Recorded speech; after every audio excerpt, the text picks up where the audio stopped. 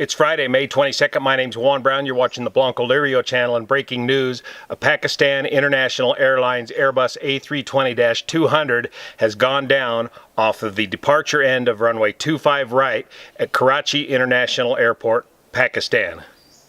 Here's what we know so far. From the Aviation Safety Database, the aircraft is an Airbus A320-214, serial number 2274. First flight was in 2017, 15 years ago, powered by the CFM56 engines. Pakistan International Airlines Flight 8303, an Airbus A320, crashed on approach to Karachi International Airport, Pakistan. The airline stated there were 91 passengers on board and 7 crew members. The flight departed Lahore at 13:05 local time and was expected to arrive at Karachi about 14:45 local, so about an hour and a half long flight. The aircraft was cleared to land on runway 25 left at Karachi. At 14:35 local, the crew radioed that they were going around and requested another ILS approach to runway 25 left. The controller instructed the flight to turn left, heading 110, and climb to 3,000 feet. I'll post a link to the ATC Live audio link. Hopefully our friend Victor at VAS Aviation will soon have an update putting all of this ATC audio tape together, plus the radar returns. Listening to the ATC audio tape, it sounds to me like they were having trouble even reaching the 3,000 foot altitude. 4 minutes later, the flight reported they had lost engine or lost engines. It's unclear again from the audio tape whether this was a single engine failure or a loss of both engines, as reported by the pilot, and subsequently declared a mayday. The controller cleared the flight to land, and they were allowed to use either runway 25 left or right. The aircraft crashed in a residential area named the Model Colony, about 1,360 meters off of the departure end of 25 right. The aircraft broke up and a large post-impact fire erupted. So why the aircraft went around is shaping up to be one of the strangest stories I've seen in an aircraft accident, thanks to some sharp Pakistani plane spotters that provided us some photos. Let's go inside and take a look and see what happened potentially to this aircraft. Karachi is located here along the Gulf of Oman in Pakistan. The flight originated out of Lahore, about an hour and a half long flight. The weather at the time was good, no significant weather, light winds down the runway.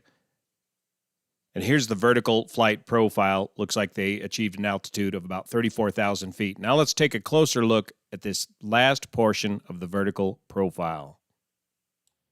On the ATC audio tape, you can hear the crew getting established for the ILS 25 left, and at the same time, you can also hear the gear warning ding, ding, ding, ding going off during the radio transmission. At about 1434 Z, you can see that the aircraft did a go-around. According to eyewitnesses, the aircraft landed on its engines without the gear extended, and subsequently went around after the engines made contact with the runway surface.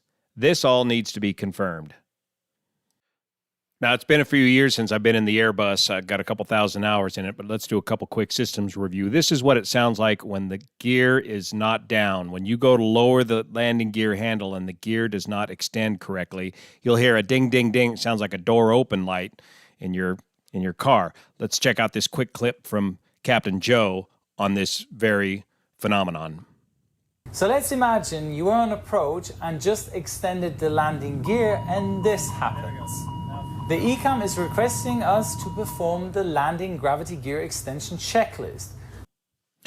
So you hear the ding, ding, ding, ding. That's indicating you've got a gear unsafe situation. You've lowered the landing gear handle in the Airbus, and the landing gear did not properly extend. Now let's hear a clip of the actual audio tape captured by ATC Live and recorded on Victor's VAS Aviation website. We are comfortable. We can make, inshallah. We are comfortable now, and we are out of 3,500 for 3,000. Established ILS 25 left. Sir, we are established on ILS 25 left. 8306 clear line 25 left. Roger, Pakistan 830. Did you hear the ding, ding, ding of the gear unsafe indication? This will be followed by a go around. 303 going round.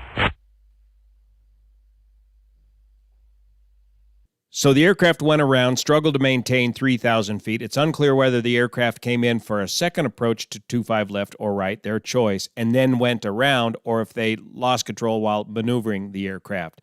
But there's another very important piece of evidence captured in this photograph. In this photograph, you can see that the ram air turbine, or the RAT, is extended. Here's the implications of what that means.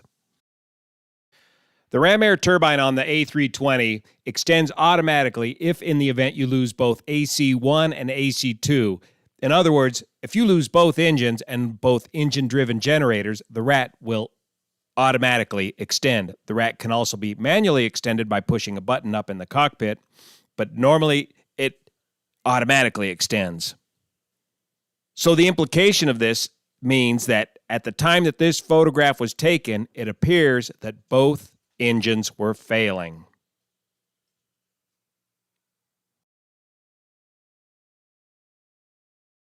For a complete discussion on the RAT, again, turn to Captain Joe's video on this subject, but the basic idea is the A320 Airbus is a hydraulic and electric aircraft. You need the electrics to power the fly-by-wire flight control systems. The whole idea of having the emergency ram air turbine is to provide electrical power and hydraulic power via the center or blue hydraulic system, as it's known in Airbus parlance. The landing gear is powered by the left or green hydraulic system in the Airbus, and the ram air turbine has little or nothing to do with the extension of the landing gear. The landing gear can be manually extended with the help of a hand crank located on the center console. One additional piece of evidence that indicates the engines were not producing much, if any, power on impact is this picture of the high bypass fan section showing little or no damage to the fan blades upon impact. So investigators should easily be able to get this all sorted out once they recover the flight data recorder and the cockpit voice recorder to this aircraft. Somehow this crew managed to initially touch down without the landing gear extended, damage both engines severely, and yet somehow get this aircraft back up in the air, stagger around the pattern again, only to have those two engines subsequently fail due to the damage that they sustained upon the first go-around without the landing gear extended. A very bizarre series of events. We'll keep you posted as we get more information. Please keep your comments below courteous, especially to all those that have lost their lives in this tragic accident. We'll keep you posted. Thanks for your support of this channel. See you here.